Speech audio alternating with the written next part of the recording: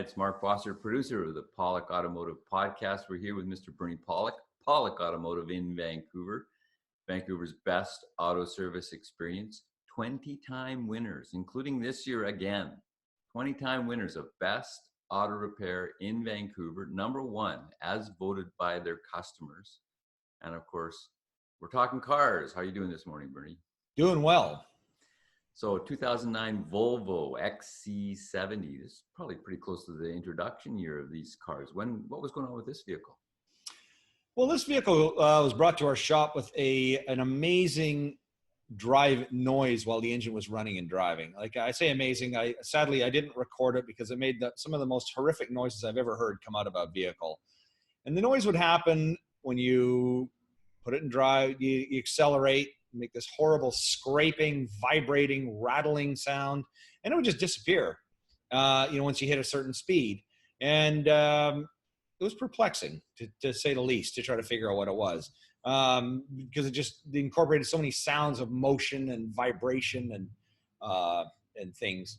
So that's kind of the main reason it was brought in. It sounded like the sky was falling in. It was pretty horrific. What test did you do to find the concern? Well, of course, road test is the first start to try to get a sense of what could this be. And then second, of course, is a hoist inspection to look underneath the vehicle at suspected areas. And we have, stethoscopes and listening devices where we can listen to different components. But what made this diagnosis perplexing is that we couldn't see anything under the hood, or even once you pop the hood, the vibration could be heard inside the car, but you never hear it outside. You couldn't hear it under the hood.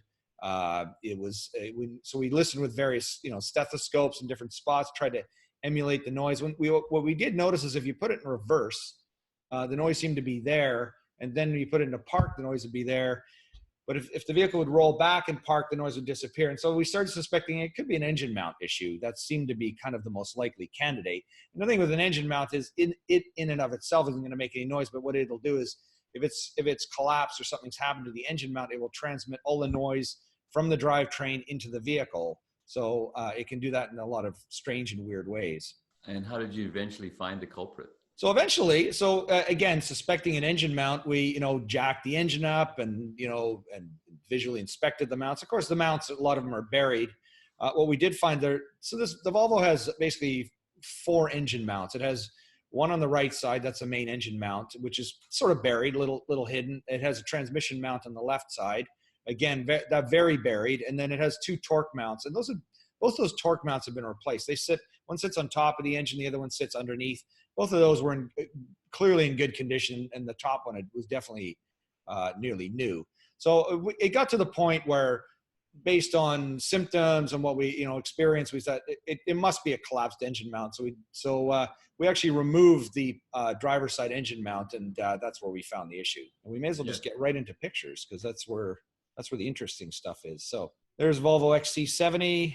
Nice, useful, practical wagon. I always like to say something good about every car we work on. But anyways, so engine mounts. So there is the engine mount that we removed from the vehicle. You can't see a lot from this view, but this section bolts to the vehicle, and this part here is where the engine mount bracket bolts down to the mount. So that's the old mount.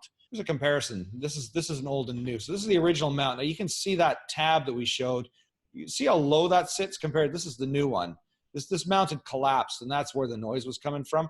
But it wasn't evident when we looked at it because it was, again, buried and hidden. And sometimes when you jack an engine up, you can put a floor jack under the engine and jack it up. The engine will jump up and lift, or there's ways we can test engine mounts. Nothing showed up as obviously a bad engine mount. So that's what took us a while to figure it out until we actually. So sometimes you actually have to go, okay, this is what we suspect, and take it apart. And there's very evident here where you can see the different heights of the new mount. There's another view of the mounts. Again, you can see this mount clearly is collapsed compared to this view of the new mount here. And then the one what's actually collapsed there? What's inside the black? Well, so there's actually rubber and oil inside these mounts. Now, it used to be that an engine mount was simply one piece of metal on each side and a piece of rubber in the middle. But what they do with a lot of these modern engine mounts is they actually fill them with oil because it provides an additional cushioning.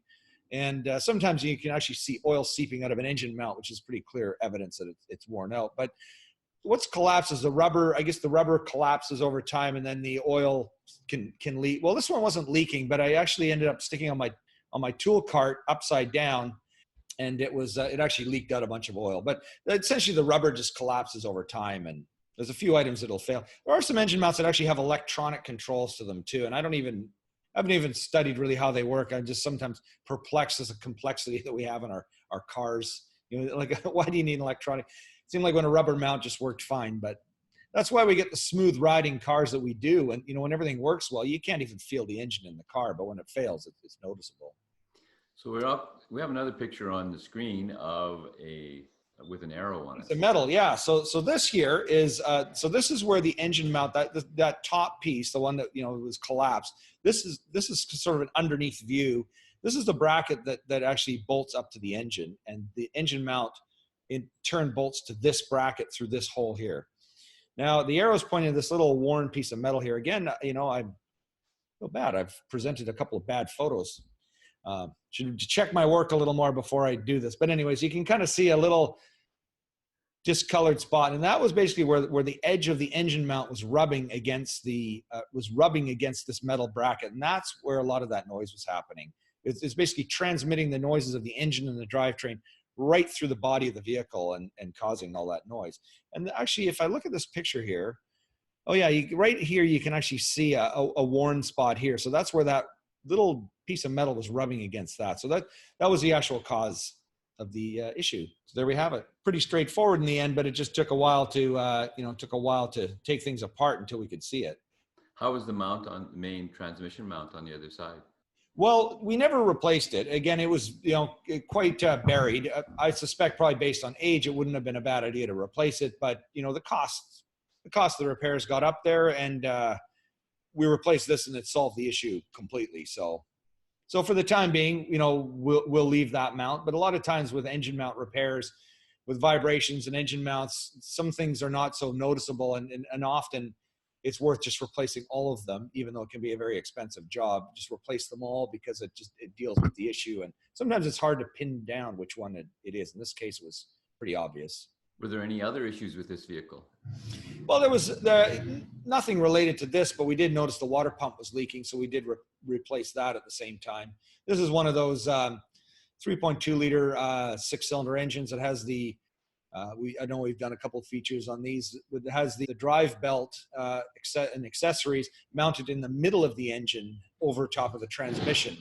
It's a good space-saving way to do things, but it certainly makes for expensive and time-consuming repair. So the water pump, instead of being located on the outer side of the engine, is located in the middle. It's on the inner side of the engine near the transmission. So there's a lot of stuff to remove. It's a pretty complex repair, but it was done and fixed.